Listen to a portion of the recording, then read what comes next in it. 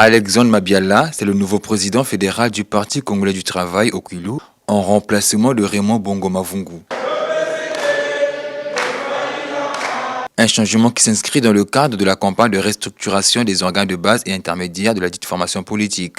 Le nouveau président a été présenté aux cadres et militants du PCT à l'occasion de l'assemblée élective de la dite fédération tenue le lundi 16 novembre sous la supervision de Pauline Isongo, secrétaire permanente aux affaires sociales. Avec pour mission de relever les défis pour les victoires à venir, le président fédéral entrant a salué le choix qui a été porté sur sa personne. L'effectivité de notre représentativité à l'échelon local doit être considérée dès aujourd'hui comme l'horizon de notre action collective.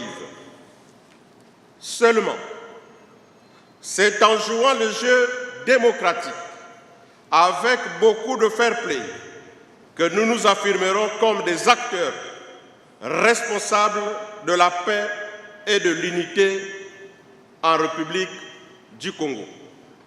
Le tout sera alors adossé à la culture du travail bien accompli afin que cadres et militants du parti soient, à quelques échelons que ce soit, des bâtisseurs d'avenir dignes de servir l'ambition du camarade président Denis Sassou Nguesso, président du comité central de notre grand et glorieux parti, président de la République, chef de l'État, de donner un nouveau départ à notre beau pays, le Congo.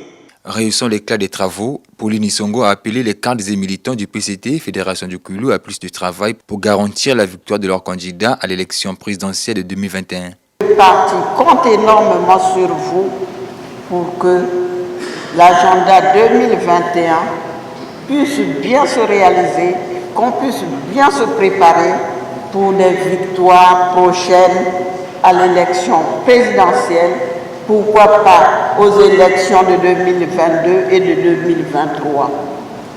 Après l'assemblée élective du 16 novembre, Pauline Isongo, secrétaire permanente aux affaires sociales, a procédé le mardi 17 novembre 2020 à la cérémonie de passation de consignes entre le secrétariat entrant et sortant.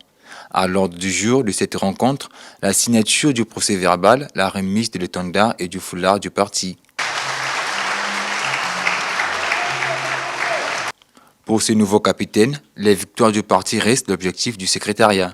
Il s'agit de donner raison à ceux qui nous ont fait confiance, mais aussi de rassurer ceux qui doutent, ainsi que ceux qui hésitent encore à rejoindre notre combat de construction nationale. À la vérité, le grand indicateur de la justesse de notre action collective demeure l'élection à la magistrature suprême en mars 2021, dès le premier tour du candidat de notre parti, le camarade Denis Sassou Nguesso.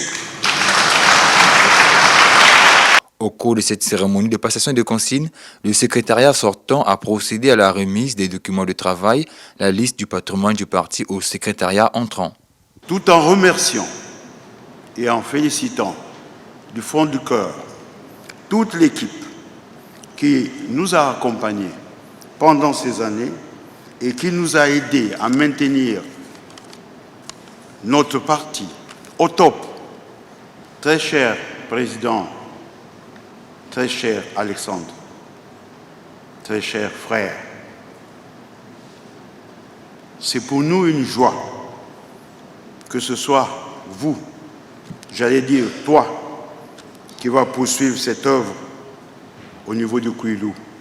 Car je sais que les idéaux d'unité, de cohésion, d'entente, de réussite vont être votre credo.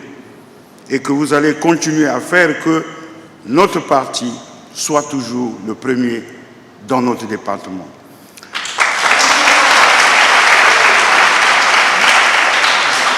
Pauline Isongo a souhaité bon vent au nouveau secrétariat.